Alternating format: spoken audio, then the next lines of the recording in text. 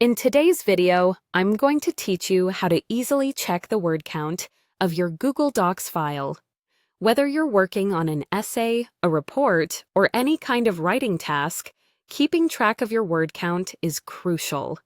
It helps you meet assignment requirements, manage your writing process, and stay focused on your goal. Now, let's dive right into it and discover how you can find this important information with just a few clicks. First, go ahead and open your Google Docs file. This is where all your work resides, and we want to ensure everything is set up just as you need it. Once you've opened your document, you'll notice a menu bar at the top of the screen. From this menu, look for the word Tools. It's located among other options like File, Edit, and View, so it should not be hard to find. Click on Tools, and it will present a drop-down menu with several options.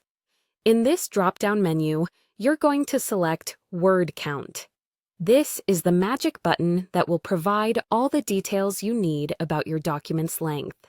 Once you click on Word Count, a box will appear on your screen. This box is a handy feature that shows you the total number of pages, words, and characters in your document.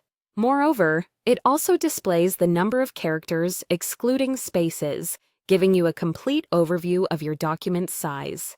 Now, here's a little tip for those who want to continuously monitor their word count as they type.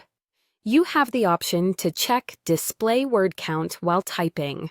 This feature, once activated, will show you the count at the bottom of your document in real time.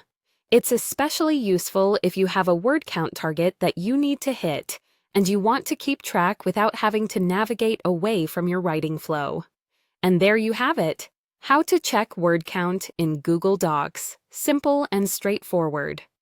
It's a feature that offers clarity and saves you time, allowing you to concentrate on crafting your message while keeping track of your progress.